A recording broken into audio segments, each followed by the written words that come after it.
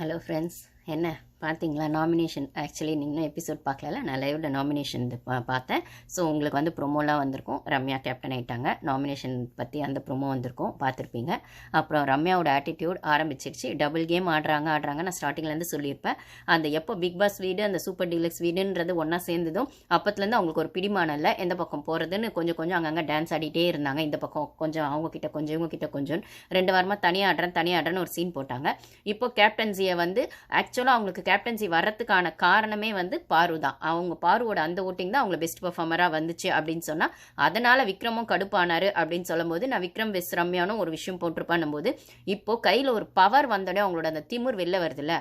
நீங்கள் வீக்கெண்டில் கூட பாரு ஃப்ரெண்டு வேணும் கனி வேணான்னு சொன்ன நீங்கள், அதுக்கப்புறம் கனி எஃப்ஜே கூட கனி சபரி கூட சேர்ந்தாதான் உங்கள் கேம் ஸ்பாயில் ஆகுது. உங்கள் வீட்டிலேருந்தே ஒரு இன்ஃபர்மேஷன் வீட்டுக்குள்ளே இருக்கவங்க இல்லை, கண்டஸ்டன்ஸ் இல்லை, உங்கள் வீட்டு ஆளுங்க, உங்களுக்கு க்ளோஸாக இருக்க அந்த சர்க்கிள்லேருந்தே உங்களுக்கு ஒரு விஷயம் வரும்போது, அதையும் நீங்கள் ஒரு சீரியஸாக எடுத்துக்காமல் அதை எடுத்துகிட்டு போய் எப்போ வந்து நீங்கள் சபரி கிட்ட கனிக்கிட்டையும் சொல்லிட்டு அந்த கேம் ஆடினீங்களோ அப்போயே நீங்கள் ஒரு நடிக்கிறீங்க அப்படிங்கிறது ஓரளவுக்கு புரிஞ்சிருக்கணும் மக்களுக்கு. இப்போயாச்சும் புரிஞ்சிருக்கணும். ஏன்னா நான் அடிக்கிற மாதிரி அடிக்கிறேன், நீ அழற மாதிரி அழுவு, ஆனால் இப்போ நான் கேமை மாற்றுறதுக்காக ஒன்று பண்ண போகிறேன் அப்படின்னு சொல்லிட்டு பாரு கூட சேர்ந்து வீக்கெண்ட் வந்து பாரு வேணுன்ற மாதிரி பாரு கூட சேர போறன்ற மாதிரி ஒன்று பண்ணிட்டு அப்போ வந்து சபரி மூஞ்ச வந்து ஃபோக்கஸ் பண்ணியிருப்பாங்க கேமரா அப்படின்னு சொல்லும்போது, இப்போ கேப்டன்சி ஆனோன்னு உங்களோட அந்த அப்பட்டமான திமிரு தெனாவிட்டு அந்த ஒரு என்ன சொல்கிறது அந்த நடிப்பு எல்லாம் வருது பாரு. அதுவும் கிச்சன் திருடன் கையிலேயே வந்து சாவியை கொடுத்த கதையா அப்படின்னு சொல்லுவாங்க. அந்த மாதிரி நீ தான் அந்த வீட்டில் எல்லாம் மோஸ்ட்லி திருடி வச்சதெல்லாம், இடியாப்பம் திருடுறது, அதுக்கப்புறம் சுகர் திருடுறது, எல்லாம் மோஸ்ட்லி இந்த சுகர் எல்லாமே. போன வாரம் கூட அந்த சக்கரை விஷயம் வரும்போது அதில் வந்து வியானாக்கும் திவ்யாக்கும் சண்டை வரும்போது அந்த கேசரி விஷயத்தில் ரம்யா தான் வந்து உள்ளேருந்து அவளை எடுத்து கொடுத்து உடனே திவ்யா சொல்லுவாங்க, இவ்வளோ நேரம் கத்திட்டு இருக்கேன், திடீர்னு எங்கேருந்து உள்ள வர அப்போ வச்சிருக்காங்க. அவங்க வாரம் அதை தான் பண்ணுறாங்க. அது வைல்ட் கார்டு என்ட்ரி வர்றதுக்கு முன்னாடிலேருந்தே கனி குரூப்பு இருக்கும்போது சுகரை திருடி வச்சுக்குவாங்க. கேட்டால் எனக்கு வந்து அந்த மயக்க விஷயம் இருக்குன்னு அதை ஏன் திருடி வச்சுக்கிற, அது வந்து தானவே சொல்லிட்டே கொஞ்சம் எடுத்து வச்சுக்கலாம்னா அதுக்கு இவ்வளோ போதும் ஒரு டப்பியாவே எடுத்து வச்சுக்குவீங்க. அப்போ வந்து திவ்யா கேட்கும்போது இவ்வளோ சுகர் உள்ளேருந்து வெளில வரும்னு சொல்லும்போது அவ்வளோ திருட்டுத்தனெல்லாம் பண்ணிட்டு இங்கேருந்து அங்கே சொல்லி அங்கேருந்து இங்கே சொல்லி தேவைப்பட்டால் பாரு கூட உட்காந்து பேசுறது, இல்லைன்னா பின்னாடி போய் பாரு பற்றி பேசுறது, பாரு கூட உட்காந்து பேசும்போது ஒரு மாதிரி பேசுறது, அதே அந்த பிக் பாஸ் வீட்டுக்குள்ள அந்த சூப்பர் டீலக்ஸ் வீட்டில் இருக்கும்போது ஒரு மாதிரி பேசுறது, இப்போ கமருதீன் தனியாக இருக்கும்போது ஒரு மாதிரி பேசுறது, பாரு கூட இருக்கும்போது ஒரு மாதிரி பேசுறதுன்னு அப்பட்டமாக ஒரு அக்லி கேமை நீங்கள் ஆடுறீங்கன்னா உங்களோட அக்லி ப்ரூஃபான சூப்பரான தருணம் எதுன்னு பார்த்தா, நீங்கள் இப்போ கேப்டன் ஆன உடனே விக்ரம்க்கு ஒரு பொசிஷன் கொடுத்தீங்கல்ல, அந்த அல்லக்கைக்கு ஒரு பொசிஷன் கொடுத்தீங்கல்ல, அந்த அல்லக்கைக்கு இப்போ வந்து அவனோட கேம் எப்போ இது வரைக்குமாச்சும் அவன் தனியாவது ஒரு கேம் தனியான்னு கூட இல்லை, அட்லீஸ்ட் ஒரு கேம்னாவது ஒன்று ஆடினான். அப்பயே அந்த குரூப்பிசம்குள்ளே தான் இருந்தான், அந்த அந்த குரூப்புக்குள்ளே தான் இருந்தான். கனிக்கு தான் கனி வந்து இவன் வாழை பிடிச்சிக்கிட்டு தான் இருக்கும்.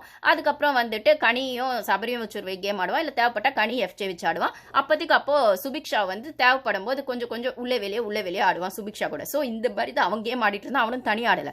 இப்போ ரம்யா வந்து வீக்கெண்டில் வந்து கேம் வந்து அந்த ஸ்டூடெண்ட் விஷயத்தில் இப்படி பண்ணலாம் அப்படி பண்ணலான்னு கேட்கும். அவளை ஆட்டிடியூட் காமிச்சவனை நீ வந்து உனக்கான சூப்பர்வைசராக வச்சுக்கிற. ஓகேவா? உனக்கு வந்து அந்த எங்கன்னா கப்பு தான் எடுக்கணும், அப்புறம் பேட்டரி இது இன்சார்ஜ்னா அந்த பேட்டரி விஷயத்துலேயே இன்றைக்கி லைவ் பார்த்தவங்களுக்கு தெரியும் எவ்வளோ அப்பட்டமாக பாருவை டார்கெட் பண்ணாங்க அப்படின்னு சொல்லும்போது, அப்போது பாரு வந்து அது ஒரு அப்ரிசியேஷன். அது கங்க்ராட் சொல்ல வரும்போது கூட அந்த டாஸ்க்கை நீங்கள் வின் பண்ணிட்டீங்க. ஓகே, ஒரு ஃப்ரெண்ட்ஷிப்க்கு நீங்கள் வீக்கெண்டில் சொன்னதுக்கு இப்போ நடந்துக்கிறதுக்கோ எவ்வளோ அப்பட்டமான ஒரு சுயநலவாதி நீங்கள் அப்படிங்கும்போது, நான் ஃபஸ்ட்டு வீக்லேருந்தே சொல்லிட்டு இருப்பேன், ரம்யா அப்பட்டமான டபுள் கேமர், டபுள் ஃபேஸ் நடிக்கிறாங்க. நீங்கள் மயக்கம் போட்டு விழுந்த வரைக்கும் எல்லாமே அவங்க வந்து ஒரு சிம்பத்தி கேம் ப்ளே பண்ணுறாங்க, விக்டிம் ப்ளே பண்ணுறாங்க. அவங்க அப்பட்டமான ஒரு டபுள் கேமர் அப்படின்னு சொல்லும்போது டபுள் ஃபேஸ் இருக்குன்னா அதை இப்போ வந்து வீக்கெண்டில் அவங்க பாரு கிட்ட நடந்த விதமோ இப்போ டாஸ்க் வின் பண்ண அப்புறம் அது கேப்டன்சி டாஸ்க் வின் பண்ணதுக்கப்புறம் அந்த எல்லாருக்கும் வந்து அப்புறம் கங்க்ராஸ் பண்ணி எல்லாருக்கும் ஒரு ஹக் கொடுத்துருக்கலாம், எல்லாருக்கும் ஒரு ஷேக்கன் கொடுத்துட்டு ஜஸ்ட் லைக் ஒரு ஸ்மைல் பண்ணிட்டு போயிருக்கலாம். ஆனால் பாரு அவாய்ட் பண்ணிட்டு நீ கனிக்கு ஒரு இம்பார்ட்டன்ஸ் கொடுத்ததோ, சபரிக்கு கொடுத்ததோ, விக்ரம்க்கு கொடுத்ததோ, நீ அவளை அவாய்ட் பண்ணுறது அப்படிங்கிறது இருக்குல்ல, அவ இல்லைனா நீ கேப்டன்சியாக வந்திருக்க முடியாது. நீ 4 வாரமாக வெளில போயிருக்க வேண்டியது. அந்த பிபி டீம் உன்னை பொத்தி பாதுகாக்கிறாங்க. அதனால உன் பொய்ஷி உள்ள இருக்கே தவிர நீ ஒன்றும் ஸ்ட்ராங் பிளேயரோ மண்ணாங்கட்டி பிளேயரோ ஒரு பொய்ஷும் உனக்கு கிடையாது. உனக்கு ஓட்டிங்கும் கிடையாது. 4 வாரமாகவே ஜனங்க உன்னை தள்ளுன்னு வெளில தள்ளதான் முயற்சி பண்ணுறாங்க. ஆனால் அந்த பிபி டீம் வந்து இந்த உருப்படாத ஒரு 4 கேஸ் இருக்காங்க, அதை வந்து பொத்தி வைக்கிறாங்க. அதில் வந்து முதல் வந்து ரம்யா, அதுக்கப்புறம் வந்து இந்த அரோரா, அதுக்கப்புறம் வந்து எஃப்ஜே, அதுக்கப்புறம் வந்துட்டு இந்த சுபிக்ஷா தப்பி அந்த வியானாவும் இந்த வாரம் போயிருக்கணும், அதனால நோ எவிக்ஷனே இல்லை அப்படின்ட்டாங்க. ஒன்று கனி போயிருக்கணும் இல்லை வியானா போயிருக்கணும்னா இந்த வாரம் வந்துட்டு போன வாரம் வியானாக்காகவோ கனிக்காகவோ நோ எவிக்ஷன் சொல்லிட்டானுங்க. இந்த வாரம் அந்த நாமினேஷன் ப்ராசஸ்லேயே வியானா வரல. அப்போது புரியல. இப்போ இந்த மாதிரி ஒரு விஷயத்தை எஃப்ஜேவிஎஸ் வியானான்னு ஒரு விஷயம் வரும்போது நீங்கள் ஆதிரையை தூக்கிடுவீங்க, இப்போ எஃப்ஜேவிஎஸ் வியானான்னு வரும்போது வியானாவை தூக்கிடுவீங்க அப்படின்னு சொல்லும்போது வியானாவையும் தூக்காம நீங்கள் ரம்யா ஓட்டிலன்னா அவளையும் தூக்காம இப்படி வந்து உருப்படாத ஒரு 4 கேஸுங்களை வந்து உள்ளுக்கு வச்சு நீங்கள் உருட்டிட்டே இருந்தீங்க அப்படின்னு சொன்னால் அப்போ டிசர்விங் கண்டஸ்டன்ஸ் எப்படி உள்ளே இருப்பாங்க? இப்போ நாமினேஷன் ப்ராசஸ் நடந்துக்கிற பட்சத்தில் 5 பேர் வந்து நாமினேஷனில் வரல. அதில் 2 வந்து ஓகே ஸ்ட்ராங்கான ரீசன், ஏன்னா அவங்க கேப்டன் ஓகே அந்த ரம்யா கேப்டன் ஆக வச்சதே டீமோட பிளான் தான். ஏன்னா பிரஜன் வரக்கூடாது அப்படிங்கும்போது அப்போ ரம்யாவை வர வைக்கணும் அப்படிங்கிற மாதிரி டீம் பிளான் பண்ணி, ஏன்னா நீங்க 4 வாரமா பொத்தி ரம்யா அதுக்கு தானே வச்சிருக்கீங்க, அவளை ஏதோ ஒரு இடத்துல பண்ணணும். அப்ப இந்த வாரம் ரம்யாவால ஒரு பிரச்சனை வருமான்னு கேட்டா கண்டிப்பா ரம்யா வெஸ் பாருன்ற மாதிரி ஏதோ ஒன்று வரும். ஆனா ஜஸ்டிபிகேஷனும் நீங்க ரம்யாக்கு தான் கொடுக்க போறீங்க. எப்படி 4 வாரமா வந்துட்டு அவளை பொத்தி வச்சிங்களோ அதே மாதிரி இப்பயுமே அவ தான் நல்ல புள்ள அப்படிங்கிற மாதிரி பண்ண போறீங்க. அப்போ ரம்யாவோட அப்பட்டமான ஒரு பொய்ஷி வந்து விக்கல்ஸ் விக்ரமோட விஷம் இல்ல ரம்யாவும் விஷம் இல்ல இந்த சுபிக்ஷாவும் விஷம்னா இதெல்லாம் சேர்ந்து ஒரு கேம் ஆட போகுதுன்னா பேருக்கு ரம்யா கேப்டன், ஆனா அவளுக்கு ஒரு பொய்ஷி ஒரு டாஸ்க் கூட அவளுக்கு படிக்க தெரியாது, ஏன்னா அவளுக்கு தமிழ் படிக்க தெரியாது. அதே மாதிரி டாஸ்க் புரிதல் இருக்காது, படிச்சு சொன்னாலும் புரியாது. ஓகேவா? ஆனா அதான் மொட்டை கடிதாஸ்னா என்னன்னு வீக்கெண்ட்ல கேட்டாங்களா அப்பட்டமா, அவ்வளோ இன்னசென்ட், அவ்வளோ ஒரு ஒரு ஒரு சின்ன குழந்தை. அந்த அந்த அப்படி இருக்கவங்களெல்லாம் ஏன் பிக் பாஸ்க்கு கூட்டு வந்தீங்க அப்படின்னு கேட்க வேண்டியதா தான் இருக்கு. அப்படி இருக்கும்போது விக்கல்ஸ் விக்ரமன் ரைட் ஹேண்டா நீ வச்சு பண்ற, அவனும் வெக்கமே இல்லாம இப்போ 2 வாரமாச்சு என்னமோ ஒன்று பண்ணோன்னு அவன் ஒன்று பண்ணிட்டு இருந்தான். சைக்கோவாவை தெரிஞ்சானோ டெவிலா தெரிஞ்சானோ என்னமோ ஒன்று பண்ணிட்டு இருந்தான். ரைட்டா? கனிதான் அவன் வாழை பிடிச்சிக்கிட்டு இருந்தது, அவன் பண்ணதில்லை. ஆனா இப்போ பார்த்தா இவன் வந்து ரம்யா வாழை பிடிச்சிக்கிட்டு இருக்கான். ஸோ ரம்யா வந்து அதுக்கான ஒரு சேஃப் ஜோனுக்கு பார்வை எதிர்க்கணுன்றதா அவன் மைண்டில் அப்பட்டமா இருக்கு. இல்லை பார்வை தோக்கடிக்கணும் அப்படின்னும் போதுமா எங்கள் பார்வை எங்கேயோ இருக்காமா, நீ ஓட்டிங்கில் எங்கேயோ இருக்குமா, டீம் உன்னை தூக்கி முன்னாடி உட்கார வைக்கிறாங்க தவிர உனக்கு பொய்ஷி எதுவுமே இல்லை அங்கே. புரியுதா? அவளோட எஃபர்ட்ல முன்னுக்கு வந்திருக்கா. நீ வந்து என்னமோ ஒரு குருட்டாம் போக்கில் பாரு சொன்ன மாதிரி தான் ஏதோ ஒரு குருட்டாம் போக்கில் ஒரு 4 வாரமா தப்பிச்சிட்ட. இப்போ வந்துட்டு கேப்டனும் ஆயிட்ட. அதுக்காக வந்து நீ ஒரு பெரிய அப்பா டக்கர்லாம் ஒன்றும் கிடையாது. ஓகேவா? எல்லாருமே அந்த வீட்டில் எஃபோர்ட் போடுறதுக்கோ இல்லைனா அவங்களோட எஃபர்ட்டுக்கு பின்னாடி ஏதோ ஒரு பர்பஸ்க்காக அந்த கேமுக்கு வந்திருக்காங்கன்னா அதில் ஒன்றுமே உனக்கு உருப்படியாக கிடையாது.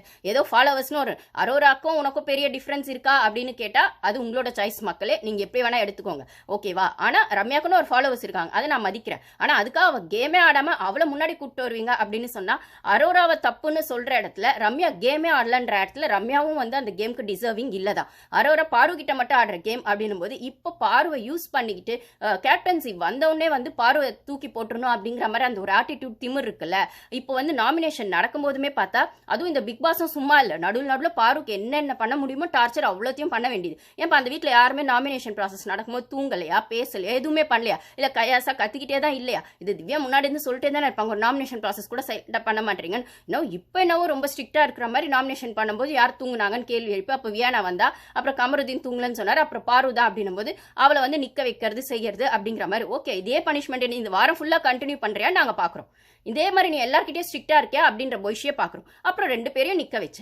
அப்போ வந்து நாமினேஷன் ரிசல்ட் அவள் ஏற்கனவே டென்ஷனாக இருக்கா. அவள் பாரு நாமினேஷனாலே அவள் டென்ஷன் தான் ஆகிறா. ஏன்னா அவள் எவ்வளோ எஃபோர்ட் போட்டாலும் அவளுக்கான ஒரு ரெக்கக்னேஷன் கிடைக்கலன்றது அவள் மைண்டில் இருந்துகிட்டே இருக்கு. ப்ளஸ் சர்வைவர் விஷயத்தில் அவளுக்கான அந்த அடியும் அவள் மைண்டில் இருக்குன்னு நினைக்கிறேன். ஸோ அதனால வந்துட்டு அங்கேயுமே அவள் தான் கண்டென்ட் கொடுத்தான்னு சொல்கிறாங்க. நான் ஆப்வியஸாக அந்த ஷோ பார்க்கல, அங்கேயுமே அவள் தான் கண்டென்ட் கொடுத்தாங்க. ஆனால் அவளை 3வது வாரமே தூக்கிட்டாங்க, ஏன்னா கனியோட தங்கச்சியை கொண்டு வரணுங்கிறதுக்காக.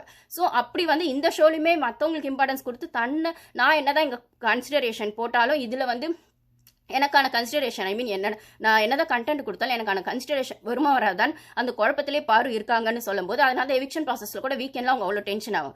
இப்பயுமே அந்த நாமினேஷன் ரிசல்ட் வரும்போது இவ யார் நாமினேட் ஆயிருக்காங்க அவள் டென்ஷன். ஏற்கனவே அவளுக்கு பனிஷ்மெண்ட் வரை கொடுத்துருக்காள் ரம்யா, நின்றுட்டு இருக்கா, வியானாவும் நின்றுட்டு இருக்கா. ஏமா நீ 2 பேரையும் நிற்க வச்ச, அதுக்கப்புறம் உட்கார வைக்கணும், 2 பேர் இருந்தாலும் உட்கார வைக்கணும், வியானாவை போய் ஃபர்ஸ்ட் உட்கார சொல்கிறேன். அப்போ இவன் ஏன் பண்ணோம் அப்படின்னு சொன்னால் பாரு அப்போ நான் மட்டும் என்ன அப்படின்னு கேட்குறா. உன்னே இல்லை அவளுக்கு பீரியட்ஸ் இருக்கா, அவளுக்கு இடுப்பள்ளி நிற்க முடியாதுன்னா உன்னே பாருக்கு வந்துருச்சு. அவளுமே எனக்கு வந்து வெரிகோஸ் இருக்கு, வேணா என் காலை காட்டட்டுமா அப்படின்னு காட்டுறேன். சரி வந்து உட்காரு.